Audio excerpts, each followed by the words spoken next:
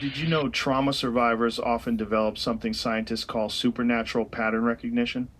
Their brains become so alert to danger, they can sense threats most people never even notice. Years of pressure rewire the mind, turning fear into instinct. They read tiny changes in tone, expressions, even silence, like human lie detectors. To others, it looks psychic, but it's actually survival intelligence at its sharpest. Yet this power comes with a cost. Their minds never rest, scanning every room, every face. I have no idea what he's talking about, but it sounds an awful lot like PTSD to me. Hyper aware, scanning for the rest of their life. What's up, folks? It's Jay, aka Despot. Welcome to another edition of Survive with DP. Should I showcase any other X account, it is to give them the credit, so please follow all, unless stated otherwise. Thank you, Shannon, for that post. I can tell you a problem I've been having lately, and this issue doesn't predate my PTSD. I know it's directly related. My rage takes me to places in my mind and makes me say things that I should not say. And I'm not talking about free speech. What I'm talking about is saying things I don't mean. Getting caught up in the moment, and because of social media, there's always another moment immediately following, and another.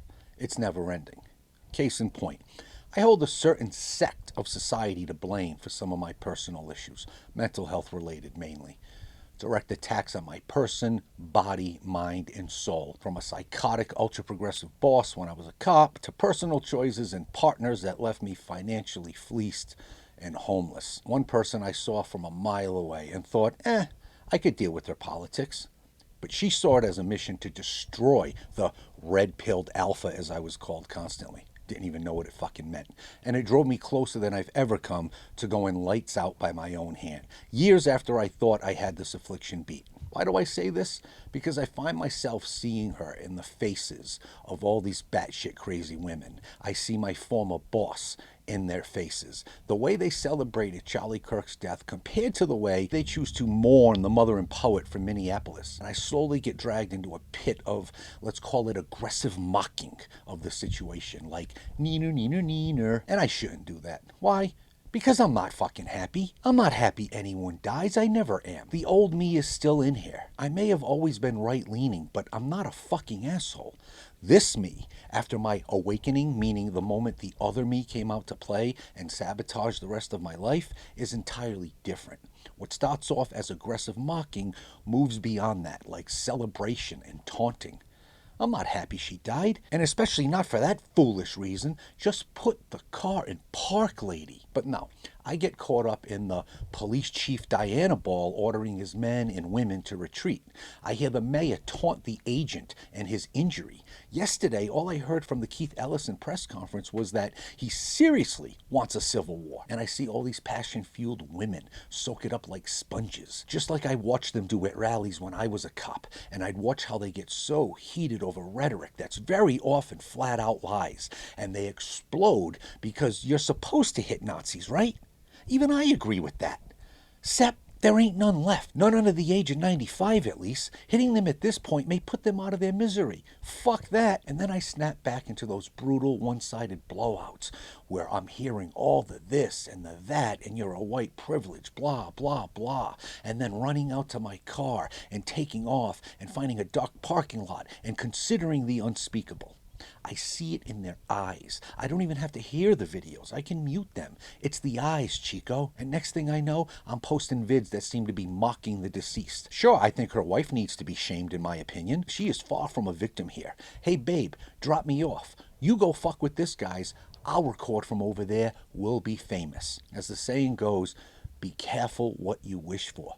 My lord. And last night, I'm listening into a Spaces chat on X, and someone who I respect immensely, he'll be tagged in this post.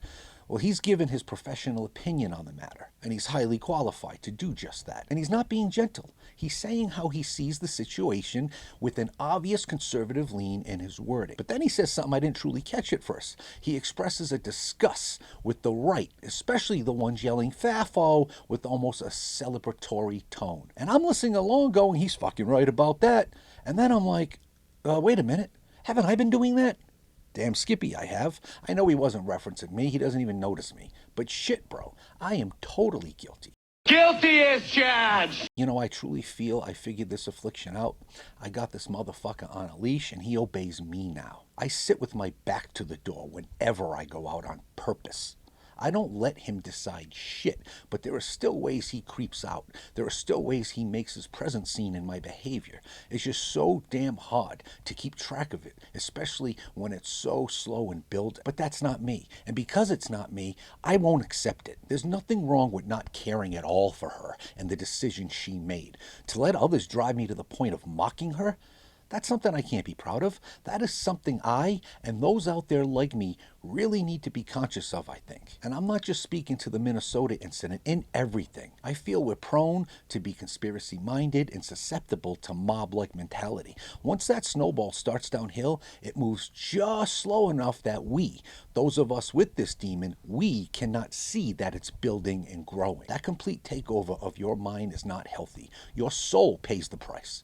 Stop, breathe, and think. Do I really feel what I'm about to say or post? Or is this them talking through me and my dock passenger? Fuck all that. Stop, breathe, survive. Later, bitches. Get him, Jay. You got DP'd.